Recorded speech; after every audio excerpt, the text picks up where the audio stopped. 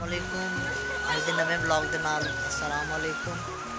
तो अज मैं ज़रा मैं नहान शान कर ली, वो भी टूअल ते बड़ा प्यारा सीन आ रहा है। इसी देखो क्या शाम का टाइम है तो लोग इस टाइम इतने नहान आते हैं तो बड़ा ही अच्छा।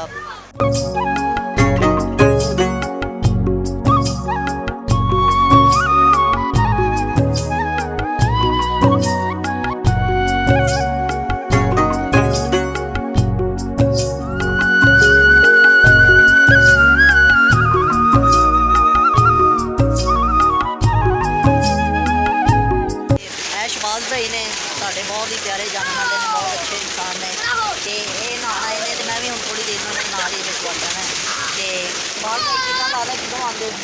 ਅਸੀਂ ਸ਼ਾਮ ਤੱਕ ਆਉਂਦੇ ਹਾਂ ਜੀ ਰੋਜ਼। अच्छा ਬਹੁਤ ਮਜ਼ਾ ਆਉਂਦਾ, ਬਹੁਤ ਗਰਮੀ ਹੁੰਦੀ ਹੈ, हाँ जी हाँ ਬਹੁਤ ਮਜ਼ਾ ਆਉਂਦਾ ਨਹਾਉਣ ਦਾ। ਇਹ ਗਰਮੀ ਦਾ ਤੋੜ ਹੈ ਇਹ।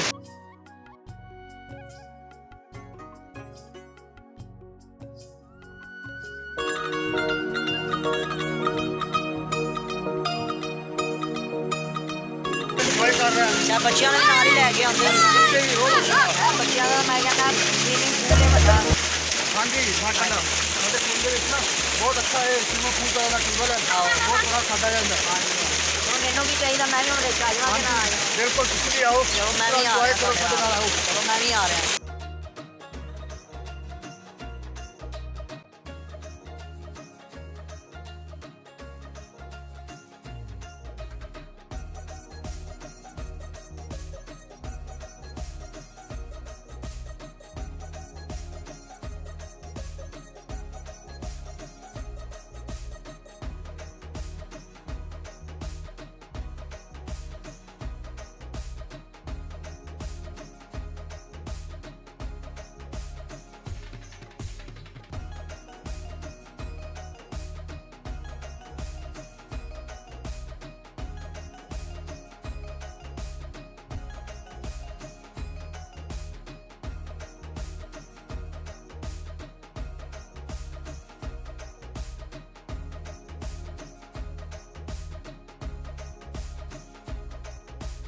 बड़ा ही मज़ा आ रहा है। तुम भी आओ जरा पिंड के मजे लाओ, देखो कितना मज़ा आ रहा है। मतलब बहुत ही गर्मी का बड़ा व्डा हल के पेंडुआ का स्विमिंग पूल मतलब वध गया। बाल भाई किदा मज़ा आया कि नहीं? ਜੀ ਮਾਸ਼ਾਅੱਲਾ ਬਹੁਤ ਅੱਛਾ, ਬਹੁਤ ਮਜ਼ਾ ਆਇਆ। अच्छा मैं कहना ਤੁਹਾਡੀ गर्मी का कल तक नहीं मुकनी हैगी। ਬਿਲਕੁਲ ਬਹੁਤ ਅੱਛਾ हाँ ਬਣਾ। जी तो ਤੁਹਾਨੂੰ कितना लग्या बच्चों, मज़ा आया कि नहीं? बहुत अच्छा। चलो बस तुम मेरे फिर यूट्यूब चैनल से देखो है वीडियो, इंशाल्लाह जल्दी आएगी।